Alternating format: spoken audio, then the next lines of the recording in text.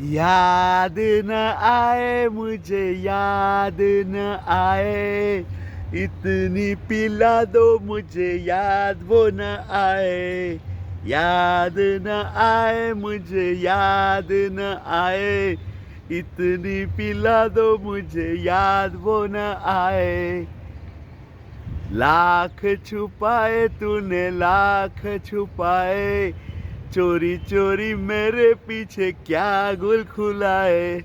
Well, this is the end of the love story, but the beginning is like this. हे प्रीत जहाँ की रीत सदा,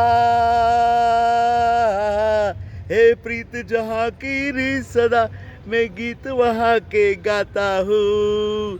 भारत का रहने वाला हूँ, भारत की बात सुनाता हूँ. काले गोरे का भेद नहीं, हर दिल से हमारा नाता है. कुछ और हमें ना आता हो, हमें प्यार निभाना आता है. Well, so then it means emotions are our strength, right? Heck no! Emotions are strength if you also use a little bit of your head.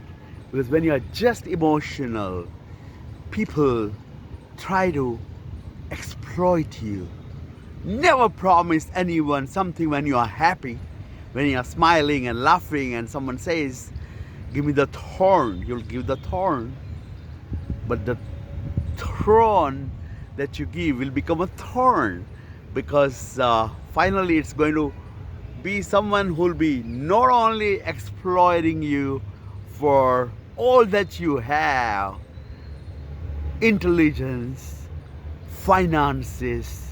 They'll try to drain out all your relations and try to exploit every relationship that you have. They'll try to exploit each of them, assess them for their benefits. They'll try to assess what finances you have and how they can use it to their advantage. They will try to exploit you in intellectual way. If you know how to write a story, or if you know how to write a poem, they'll take away your name from the poem and write theirs. So that's what happens. They will drain you financially, they'll drain you emotionally, but starts with emotions. Okay? Emotional disturbances that happen afterwards are terrible. But to begin with, emotional exploitation will lead to intellectual exploitation, financial exploitation, and whatever your network that you have, they'll use even that to their advantage. That's what they do. What is this all about? What happens really? If you look at it, Indians are very, very emotional people, and that makes them liable to be eaten up by the sharks all over the world. So all that happens is, first of all, erosion of your self-esteem. What they do is, the tactics that they use are insidious form of abuse, and the abuse begins by criticizing constantly. When someone criticizes you constantly, you tend to lose your self-worth and self-esteem. That is what they aim for. So beware of those who want to exploit you emotionally. Number two, they try to isolate you from your friends and family. They try to create politically in a way that definitely is hurting to know when it happens in your own life, or with your own wife, or with your own relatives. Someone tries to just criticize you constantly in front of others. Why? Because they want you to suffer from lower self-esteem. They prove time and again that you have the kind of shortcomings which require to be corrected, and in the process, not guiding but misguiding is what they do. So erosion of self-esteem, isolation. They try to isolate you from your close circle that supports you morally and socially, and in your complete support system is destroyed by them. They try to talk at the back. They can never talk in the front. So वो पीछे से बात करते हैं, right? वो आगे से बात नहीं करते, वो पीछे से बात करते हैं, सबको अपने साथ रखते हैं और सबको एक ही तरीके से यूज़ करते हैं. That they become their advocates. So they isolate you.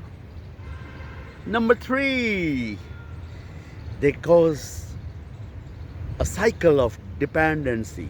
They create a cycle of dependency, so you come back in the same cycle, a vicious circle, and never can leave them. At the same time, never can stay with them. And that causes what? Mental disorders, depression, anxiety,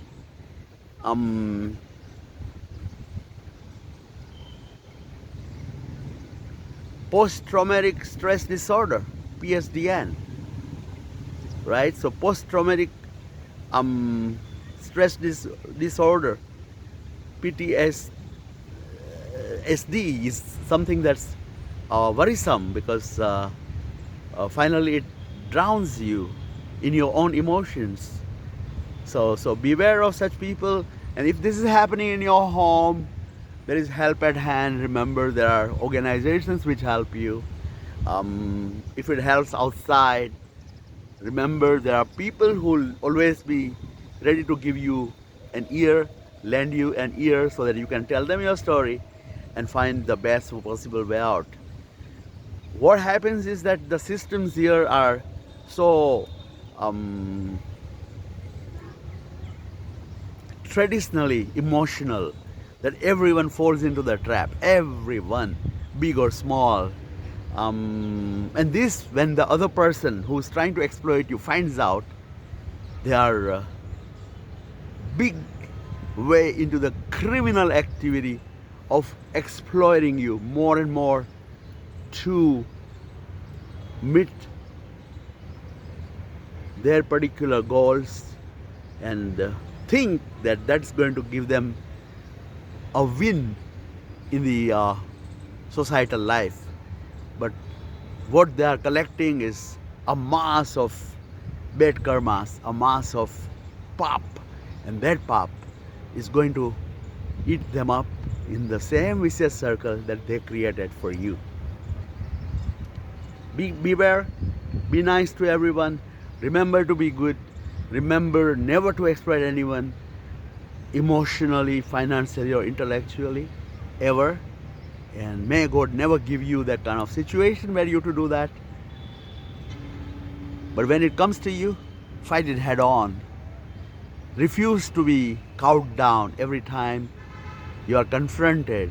Like, what is going to be the situation of a daughter-in-law in a home where she's married someone whom she loves so much, and the guy says, please give massage to the feet of my mom, give massage to my daddy's feet, make some chapatis. What is this? You not made some good food. This is not nice. Okay, they make you work in the name of emotions, in the name of the fact that you married the person for love and for social life. They create such situations. What about brothers and sisters and parents? They exploit you too, right? At some point of time. In religious language, in Jainism, they are called lutara. Tara bhai, ben, mata, pita, badha lutara che, because everybody wants something from you. There is nobody who wants nothing from you. Okay, so if you want nothing from someone, then you are the person that I want to meet and hug. Because the person who wants nothing will never emotionally exploit you. So be that person who never wants to exploit emotionally or financially or intellectually. And be close to the Almighty God by being perfect. Cheers, and have a lot of self-worth. Do not be cowed down by all those bullies, and live life king size. Cheers.